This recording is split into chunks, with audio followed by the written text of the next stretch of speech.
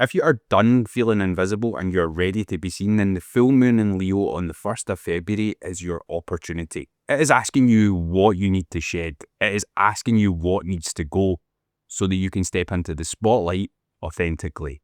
And if you're a content creator who's been putting out content, maybe looking at things that have worked in the past that maybe don't work anymore, and you're still copying that same guru or whatever, or maybe you're sticking with the topics that are safe, or maybe you're not even giving yourself the chance to shine because you're just heavily relying on educational content. The thing is with this full moon, it's asking you to lean into your opinions, your thoughts, and your beliefs, even the ones that make you squirm a little bit inside.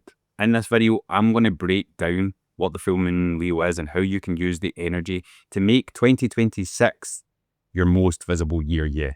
Now, I have noticed that there is a lot of you that watch the videos that aren't following me or subscribed to me, so maybe consider subscribing. If you've been here, you are enjoying the video or enjoying my content, that would really help me and I would really appreciate it. Also, if you want the chance to work with me, I'll leave all the information down in the description. But yeah, let's get into today's video. So the first thing, let's explain what the full moon is. Basically, the new moon, everything's dark, we don't really know, we're just planting the seeds. When we get to a full moon, we start to see the fruits of our labour, we start to see what needs to go. It kind of is like that halfway checkpoint of the lunar cycle. And in this specific full moon, this is the Leo lunar cycle. If you look back to August, when the new moon in Leo was, what was new around that time? What were you starting to plant seeds about? What intentions were you setting around that time? That is going to give you, if you look back to then and then look back to now, where are you from then? Did you make progress? Did you get stuck? Is there things that you're still working on?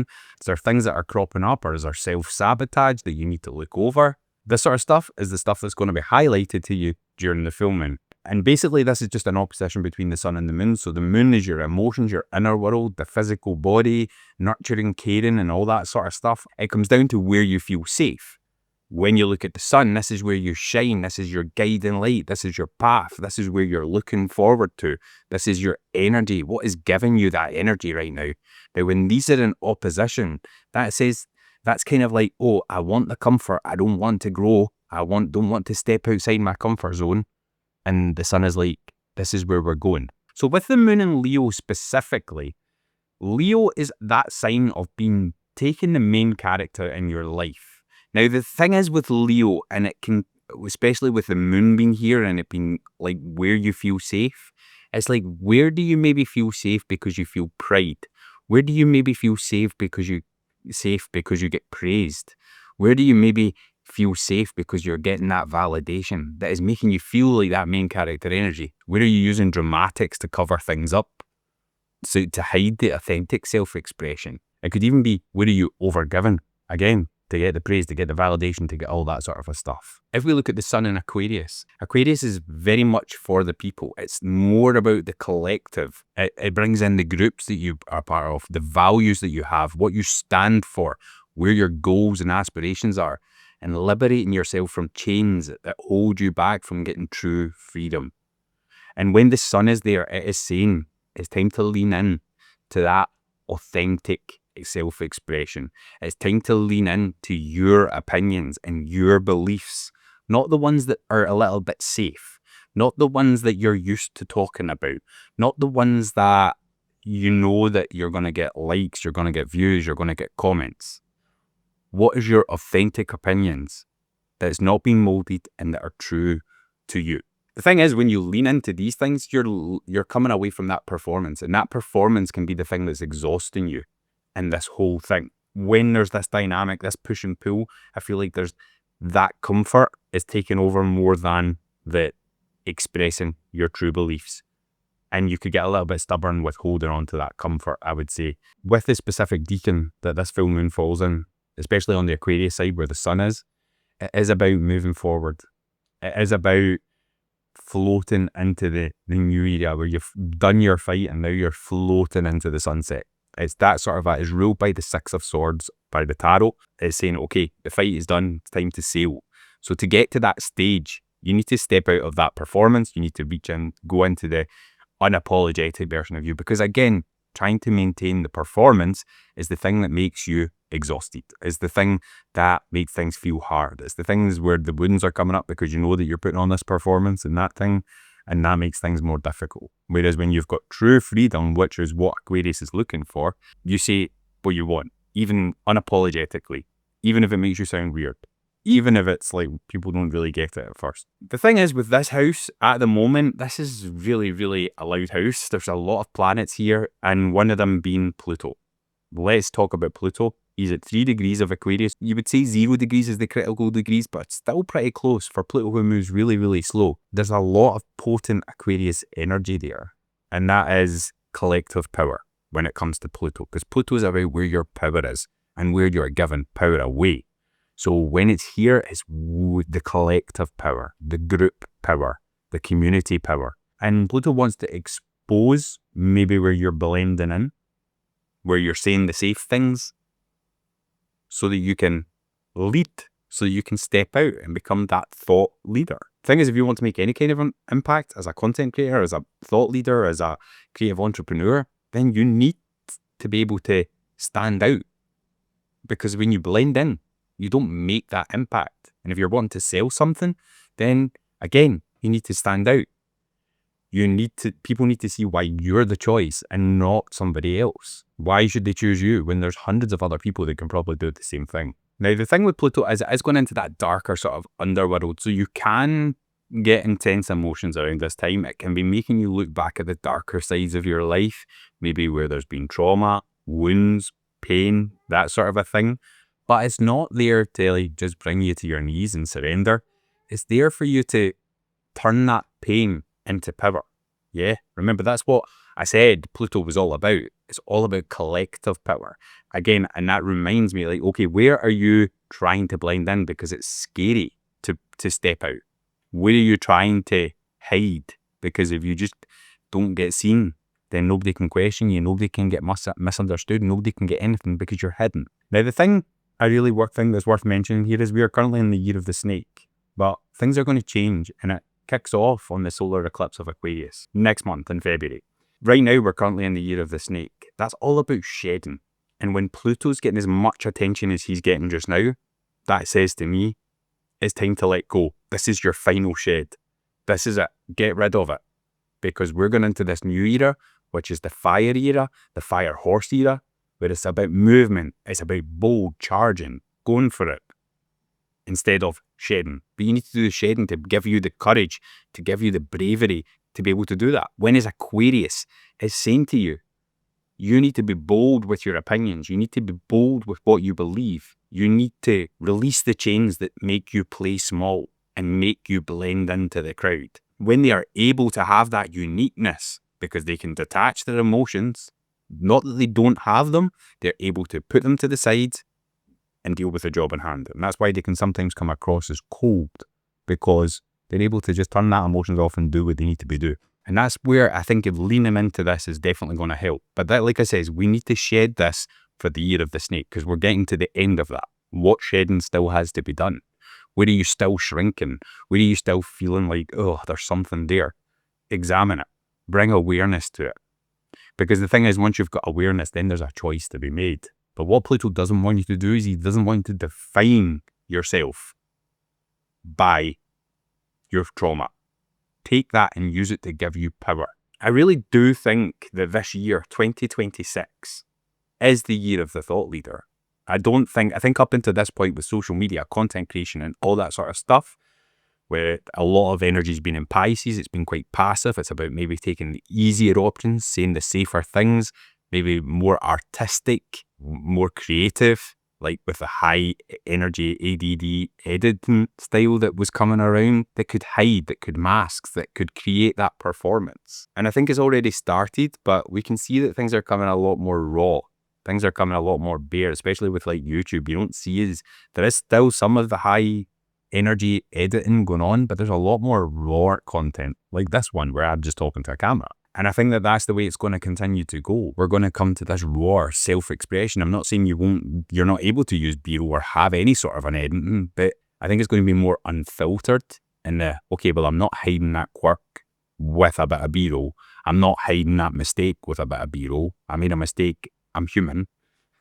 And we move on from it. But I think it's definitely much like this is definitely a thought leadership era we're going into, rather than it being more, this is the performance, where the guru era, I think, which we've kind of moved away from. We would romanticize the guru sort of a thing. I think we're more moving into like, let's be the one, let's be the guru, let's be the leader, let's be the hero, let's do that sort of a thing. I'm saying that because of Neptune. Neptune's now in Aries, and that is all about it. Go and do it. You're the pioneer. Idolize the action this time instead of idolizing the more passive, the dreaming and that sort of a thing. Now, like I said, the Aquarius house is really, really loud. The sun's there, for example, like this is Aquarius season. The sun is there. It's kind of halfway, 13 degrees, which is creating this full moon. Again, like we said at the start, it's lighting up, showing you where you want to go. Mercury is also here. This is bringing your mind and your direction together, which is mean you're starting to think along the right path. Your thoughts need to be processed and communicated around this time. Like I said, I think this is us going into that thought leader era. And I think Mercury getting in the action is definitely helping you do that, getting you put your words out there. He's not slowed down too much yet, but he will be starting to slow down as he moves into Pisces, because he will go retrograde in Pisces. You might find around this time that you are being more analytical with things, because Mercury in Aquarius, if you are a Mercury ruled sign like Gemini or Virgo, you might find yourself being more, oh, let me just like go and research this for so long so that I can do things. But like, there's only so much research you can do. You need to actually start doing the thing. This could also be, there could be thoughts around traumas, wounds, all that sort of things. Like I said, this is all conjunct with Pluto. They're all going to trigger each other. And with Mercury being there, it could definitely bring up thoughts, or there could be conversations that need to be had that make you say goodbye to wounds and make you step out around this time. So these things could definitely come up, but lean into that Aquarius energy where you can focus on getting the job done and not be letting your emotions run the show. That's definitely where this energy can really, really help you. It can keep you moving forward. It can make you stand out without letting your emotions create the show. Venus is also here, which says, this is what you want. This is what you love. This is your desires. Now, this obviously, Aquarius is in different parts of everybody's chart. So these desires could be for a number of different things, but it's definitely the things could be people you love. It could be the things you love, the things that give you pleasure, that sort of things, the things that you want to receive, money, etc. These sort of things come into question here when Venus is here. She's asking you here, are you just settling for this because it's here, it's safe, it's comfortable? She's there to show you that if you really want this, come and get it. Your mind's in the game. The things you want is in the game. The sun's lighting up this path for you during the time of the full moon. The interesting one comes along next, which is Mars. Mars is action, drive, motivation towards this area. But again, I always say that with Mars, it is kind of, what are you fighting for? It doesn't mean necessarily that you're fighting for it with your fists or your like weapons or anything. It could be, but not always the case. It could be something like, I am fighting for that body. I am fighting for the business. I am fighting for this. And I'm putting all my energy and I'm doing everything I can. I'm doing all the learning and everything to get me there. When this is an Aquarius, you might find yourself wanting to be more analytical with your action. You might find yourself wanting to do things based on the logical side more. Again, just make sure we're not leaning into the safe comfort. We're doing things that are taking us into this new era. We're saying the things that take us there. Because I feel like with Mars making you want to stand out, that's where you can maybe get some more of that performance, like you're standing out for the wrong reasons instead of the right reasons. So I think that's just to be careful with Mars being there. Now, he is conjunct Pluto. Again, that is fighting for your power. Where could you start a community around this time? Because that would be you. Okay, I'm taking the collective that I'm a part of and we're making it powerful and I'm fighting for this community. And I think a lot of this does come down to, where do I need to take back my power to be able to have the courage to do the things that need done? Although I'm saying it's time to make an impact, it's time to stand out, it's time to do the thing, it doesn't mean you have to be the loudest in the room. A lot of Aquarius people, when you meet them, they are not the loudest people in the room. But when they speak, when they let their thoughts out, and when they can lead and rally the troops, they can lead and rally the crowd. And that's what you really, really want here.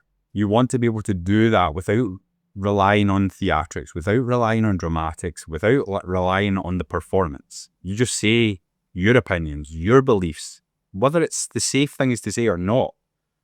Let people in. Let them see the weird part of you that you keep hidden. But the thing that will actually help you, and the thing that will actually make you stand out, and the thing that will actually give you the visibility that you desire. Just be careful that you're not creating another persona to stand out. Yeah, this has to be the authentic self-expression, because that will attract the right people to you when you are putting your content out, when you are doing all that stuff.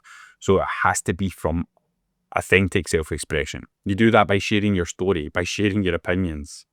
Because the thing is, when you lean into topics or educational content, people just come, take the content and go. They're not invested in you. Yeah, you might amass a following because they want to learn more from you, but it's very transactional. Yeah, they come to you for the answers, they leave. When you start to tell your story, they start to get an emotional connection. When they start to realize that you've got similar values, they start to get more closer again. When they start to realize what you're like behind the closed doors, that's when they start to even get more. Things are relatable, and you've got a much stronger connection with your audience. And that is when they are willing to spend money with you. That is when they are willing to stand behind you and fight with you. When they are at that level. And it can only happen once you are able to let more of yourself out in your content. I think when it comes to business, one thing to think about is like building a community, whether that be a paid, free, or group coaching or something like that. I definitely think that these sort of things are going to be good for you around this time to look into. With your content, I think it's going to be like, okay, we've kind of over things where we've been more passive. We've not really been engaging the same on social media. We're not really sharing our message unless it's with our content. We're kind of just doing that. So it's maybe now it's more like, let's start engaging and starting to be part of the conversation. And I'll just throw a few emojis down. Yeah, you might start to find that people are starting to engage more. Memberships as well. Memberships could be a really, really good thing going in, because again, it's that collective power with a membership. So when it comes to your offers, these are the things I would look to for over this next cycle between now and the next year. Yeah, I'd say that these are good products to lean into. But I think the biggest thing that you need to take away from this is like, what makes you you? There are hundreds of different people out there that can all do similar things. And the thing is, you can make people invested in you, but you need to do this the instinctual, the more primal way. Remember, Neptune is now in Aries. We have that more primal, instinctual energy, and it's taken, who are you at your core? Aries is the one who goes first. Aries is brave. Aries is courageous. Aries is the pioneer, the entrepreneur. So if this is all these things, it's your turn to become the guide. You need to be the guide, the one that makes your audience your hero, that helps them on their journey to get to where they're going. But these people are only going to connect with you on that level and give you their hand if they are able to connect with you on an emotional level and relate to you and have similar values and all that stuff. And that comes from dropping the fake performance with all the theatrics and the dramatics and the high energy editing and leaning into that authentic. We are that thought leader who leads our troops, rallies the crowd, and all that sort of a thing. But really zone into that.